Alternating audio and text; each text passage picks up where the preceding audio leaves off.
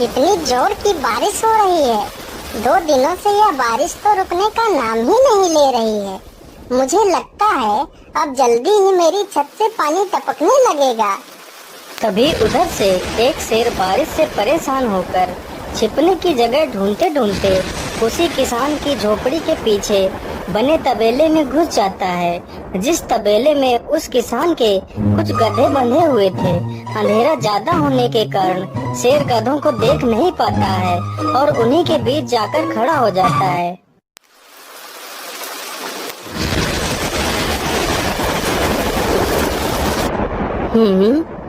यहाँ से तो किसी मनुष्य की आवाज आ रही है।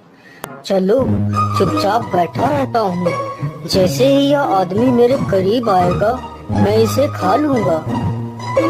हाय हाय हाय, यह बारिश कब रुकेगी? ऊपर से यह टपका भी आ गया। अब मैं क्या करूँ? इस टपके से कैसे बचूं? इतना तो डर मुझे शेर और बाघ से भी नहीं लगता है, जितना डर मुझे इस टपके से लगता है। अरे यह टपका कौन है? मुझे लगता है यह टपका तो मुझसे भी ज्यादा खतरनाक है।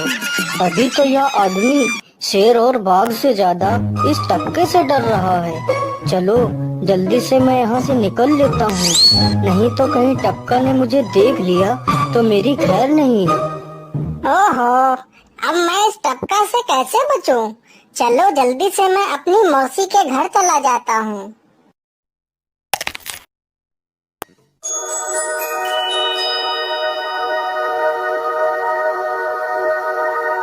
अरे चल चल गधे की औलाद, यहाँ पर छिपा हुआ बैठा है।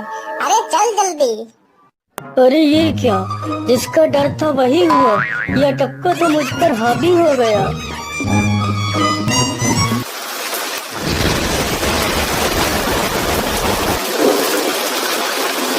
कैसे बचूं? कैसे बचूं? इस टपका से मैं कैसे बचूं? हे भगवान मेरी सहायता करो, मुझे इस टपका से बचाओ। मैं आज के बाद किसी प्राणी को नहीं मारूंगा, मैं मांसाहार छोड़ के शाकाहारी बन जाऊंगा। भगवान मेरी रक्षा करो। शेर को दौड़ते दौड़ते रात से सुबह हो जाती है।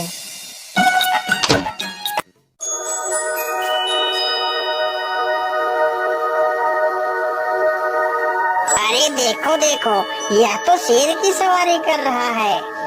अरे हाँ, सच में ये तो शेर की सवारी कर रहा है।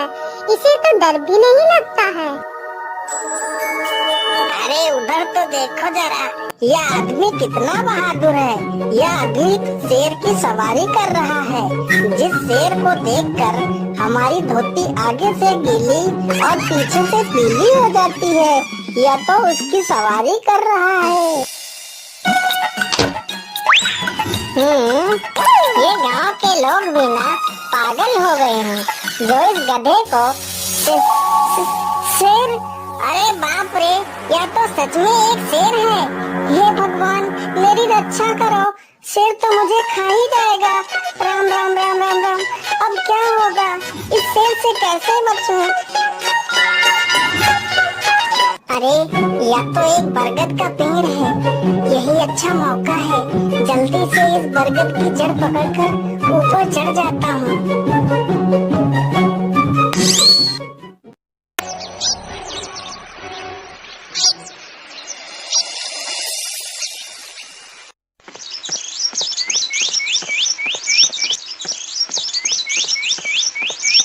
अरे शेर भैया, तुम इतनी जोर जोर से भागते हुए कहाँ जा रहे हो? आप तो बहुत डरे हुए लग रहे हो। आप तो जंगल के राजा हो, आपको किसका भय है? टपका, वो टपका मेरी जान के पीछे पड़ा है। अरे शेर भैया, जरा मुझे बताओ वो टपका है कहाँ? अरे भालू भैया, वो टपका मेरी पीठ से उतरकर उस बरगद के पेड़ पर चढ़ गया है। उसने मुझे रात भर खूब दौड़ाया है। वो तो भगवान का शुक्र है कि मैं जिंदा बच गया। चलो शेर भैया, मुझे उस टपके के पास ले चलो, जरा मैं भी तो देखूं आखिर ये टपका है कौन। अरे नहीं भालू भाई, बड़ी मुश्किल से तो मेरी जान बची है। मैं अपनी जान फिर जोखिम में नहीं डालूंगा। तुम्हें जाना है तो जाओ। अच्छा अच्छा, ठीक है शेर भाई, तुम यहीं रुको। मैं अभी बरगद के पेड़ पर देख कर आता हूँ। आखिर ये टपका है कौन? जाओ जाओ बच्चों, जब वो टपका तुम्हारे ऊपर हावी होगा तो पता चलेगा। अरे कहाँ है यह टपका जिसने राजा जी की हवा टाइट कर दी? चलो इस पेड़ पर चढ़कर देखता हूँ। अरे बाप रे बाप, शेर क्या अकेला कम था, जो ये भालू भी आ गया। मुझे लगता है कि आज मेरी मौत निश्चित है। भालू पेड़ पर उल्टा होकर चढ़ने लगता है। तभी किसान और तेज से कांपने लगता है। कांपने की वजह से किसान के हाथ से छड़ी छूट जाती है और उल्टा होकर चढ़ रहे भालू के पिछवाड़े पर जा लगती है।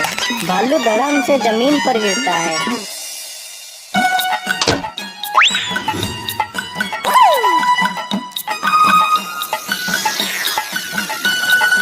मुझे लगता है अब शेर और भालू दोनों भाग गए हैं। चलो अब जल्दी से यहाँ से निकल लेता हूँ। सारे राज्य में यह बात फैल गई कि हरिया किसान बहुत ही बहादुर है और वह शेर की सवारी कर लेता है। धीरे धीरे यह बात राजा तक पहुँच गई।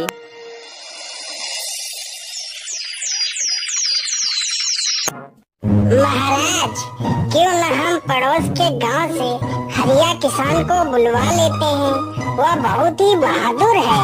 उसके बहादुरी के चर्चे तो पूरे राज्य में हैं। मुझे पूरा विश्वास है वह इस काम को जरूर कर सकता है। वह इस दुष्ट शेर को जरूर पकड़ लेगा। सैनिकों, हरिया किसान को आदर पूर्वक हमारे दरबार में पेश किया जाए। महाराज, आपने हमें याद किया। बताइए क्या बात है। मालिक, हमसे कोई भूल हो गई क्या मालिक? नहीं नहीं हरिया, तुमसे कोई गलती नहीं हुई है। यह कुछ लोग पड़ोस के गांव से आए हैं। इनका कहना है कि इनके गांव में कोई दुष्ट शेर आ गया है जो इनके पशुओं को उठाकर ले जाता है और उन्हें मारकर खा जाता है। हमने तुम्हारी बहादुरी के बहुत सारे किस्से सुने हैं। तुम बहुत ही बहादुर हो, इसलिए मैं तुम्हें उस शेर को पकड़ने की ये जिम्मेदारी सौंपता हूँ। अरे बाप रे बाप, उस बार तो मैं शेर के हाथों बच गया था, लेकिन इस बार मैं नहीं बचूंगा। अगर मैंने महाराज को सच सच बता दिया तो झूठ बोलने के जुर्म में मुझे फांसी पर ही चढ़ा देंगे। अरे हरिया, तुम मन ही मन क्या बड़बड़ा रहे हो? कुछ नहीं महाराज, कुछ नहीं। मैं सोच रहा था कि मैं शेर को कैसे पकड़ूं। ये लो हरिया, कुछ स्वर्ण मुद्राएं रख लो, ये तुम्हारे काम आएंगे। क्या करूं, कैसे पकड़ूं उस शेर को? ये महाराज ने भी मुझे कैसी दुविधा में डाल दिया है। क्या करूं, क्या करूं? हाँ, मिल गया। फिर हरिया बाजार से एक रस्सी और एक जाल तथा एक बकरी खरीद कर लाता है। चलो जल्दी से, मैं यहाँ पर एक गड्ढा खोद देता हूँ।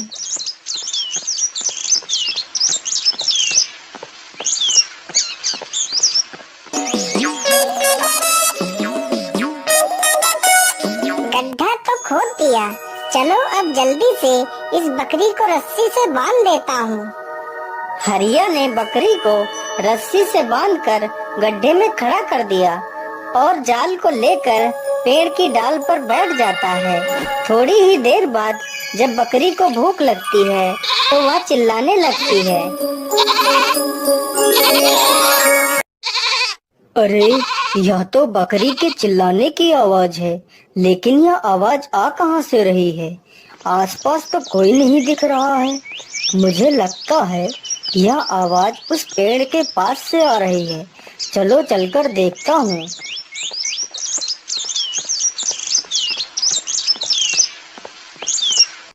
अरे वाह, आज तो शिकार मेरे पास खुद चलकर आ गया। शेर तुरंत ही बिना देर किए हुए गड्ढे में छलांग लगा देता है। तभी किसान तुरंत ही बकरी को ऊपर खींच लेता है और जाल को गड्ढे के ऊपर गिरा देता है। शेर गड्ढे में ही फंस जाता है। यह देखकर गांव के सभी लोग बहुत ही खुश हो जाते हैं।